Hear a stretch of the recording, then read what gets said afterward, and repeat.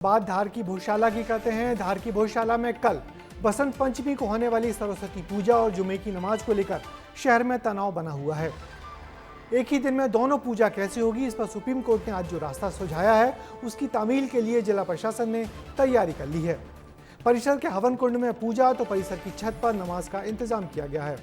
मगर हिंदू पक्ष जहां दिन भर अखंड पूजा की मांग पर अड़ा हुआ है, तो मुस्लिम समाज के लोग कैसे सांकेतिक नमाज भोजशाला परिसर में पढ़ेंगे, इसको लेकर बराबर उलझन बनी हुई है। शुक्रवार को होने वाले इन दो धार्मिक आयोजनों को लेकर किस तरीके से हुई हैं तैयारियां, देखिए धार से भेजी गई पुनीत विजयवर्गीय की इस रिपोर्ट में। 1,30,000 आबादी, 8,000 पुलिसकर्मी तैनात,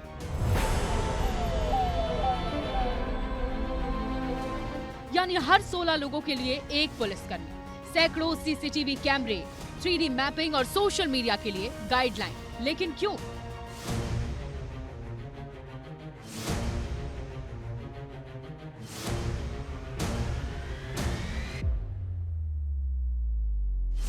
तस्वीरें हैं धार की भोजशाला से, जो इन दिनों छावनी में तब्दील हो गई है।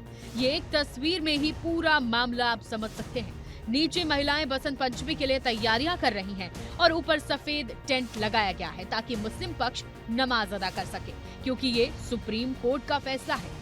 कोर्ट ने यह भी कहा है कि कल के दिन जो पूजा होनी, हिंदू समाज के लोग वहाँ पे ट्रेडिशनल वे से अपनी पूजा पाठ कर सकते हैं और एक लिमिटेड एरिया में वहाँ पे नमाज अदा करने की 1 से 3 के बीच में उनको इजाज़त दी जाएगी। पास इशू करके और कितने नंबर्स में लोग आएंगे, ये सलमान खुर्शीद उनको जो मुस्लिम पार्टीज़ हैं उनके जो वकील हैं वो इंडिकेट करेंगे आज शाम को डिस्ट्रिक्ट एडमिनिस्ट्रेशन को, और उसके बाद वहाँ पे पूरे दिन जो हमारी पूजा पाठ है वो चलेगी।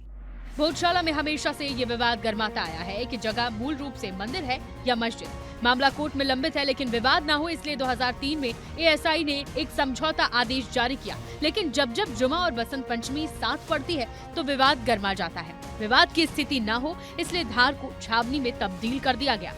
मौजूद धार भोजशाला के अंदर सबसे पहले आप ये देख लीजिए, हवन कुंड है। यह हवन कुंड रहेगा और अखंड यज्ञ यहाँ पर चलेगा। यह वो जगह है जहाँ माँ वाघ देवी की तस्वीर रखी जाएगी और इसी जगह पर पूजा पाठ की जाएगी। तो यह पुलिस की व्यवस्था नजर आ रही है।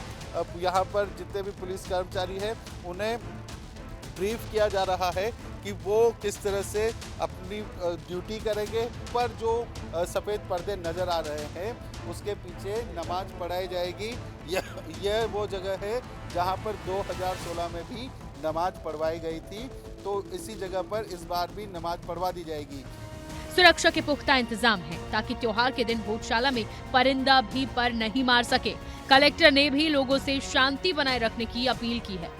मेरा आमजन से भी आग्रह है कि आप आधिकारिक रूप से जिला प्रशासन के द्वारा जो जानकारी इसमें दी जाएगी, जो कोर्ट में जो निर्णय इसके जो जानकारी आधिकारिक रूप से जब हमारे पास आएगी और वो बहुत जल्द आ जाएगी, उसी पर आप विश्वास करें। पुलिस प्रशासन तैनात है। इंदौर रेंज के आईजी अनुराग सिंह खुद इसकी निगरानी कर रहे हैं। भोजशाला के आसपास 300 मीटर का इलाका नो फ्लाई जोन घोषित किया गया है। भोजशाला के बाहर न कोई दुकान लगाई जाएगी न कुछ और। पुलिस अपनी तरफ से तैयार है, लेकिन वहाँ की जनता का क्या रुख है वो भी जान लेते हैं। अगर कहीं लिखा हो तो ये बताएं कि अगर जहाँ पूजा अर्चना होती है वहाँ नमाज अगर इनका अल्लाह कबूल करता है क्या? अगर नहीं करता तो नमाज करने का कोई औचित्य नहीं है। जो भी आदेश मिला है उस हिसाब से पुख्ता सुरक्षा व्यवस्था लगाई गई है। हम इस आदेश का स्वागत करते हैं। हमारा तो नमाज हमारा विषय नहीं है, हमारा विषय था अखंड पूजा। शहर पूरे जिले के लिए शांति के लिए प्रयास कर रहे हैं और जो आदेश आया है उसका पालन हम सर्वसम्मति से करेंगे। कल यानी 23 जनवरी से पहले 2006, 2013 और 2016 में भी शुक्रवार और बसंत पंचमी साथ पड़े थे तो खूब बवाल मचा था। पुलिस को कर्फ्यू लगाना पड़ा। यही वजह है कि प्रशासनिक अमला फुल एक्शन मोड में है। लेकिन अब कल कैसे माहौल को नियंत्रण में रखना है, पुलिस के लिए ये एक बड़ी चुनौती है। विस्तार न्यूज के लिए धार से पुनीत विजयवर्गीय की रिपोर्ट। तो धार में ऐसे तनाव के हालात तभी बनते हैं जब शुक्रवार को बसंत पंचमी होती है। वैसे सालों में आने वाले इस एक मौके को दोनों पक्ष आपसी समझबूझ से सुलझा सकते हैं, मगर वोट और धर्म की लड़ाई सुप्रीम कोर्ट तक जाती है। वैसे मैं पिछले 3 मौकों का गवाह रहा हूं जब ऐसा हुआ है और अपने अनुभव के आधार पर कह सकता हूं कि धार में कल दोपहर में थोड़े बहुत तनाव के बाद हालत संभले रहेंगे और दोनों पक्ष अपनी अपनी धार्मिक पूजा कर पाएंगे।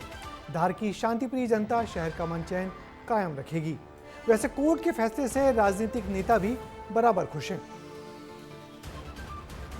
दिया है उसका परीक्षण कराया जा रहा है, पर फिर भी भारत के सनातनियों की ये मांग थी, मांग है, मांग रहेगी कि जहाँ भगवान बैठे हैं, जहाँ पूजा होती है, जहाँ बागंबर देवी बैठी है, उसको पूजा होने दो।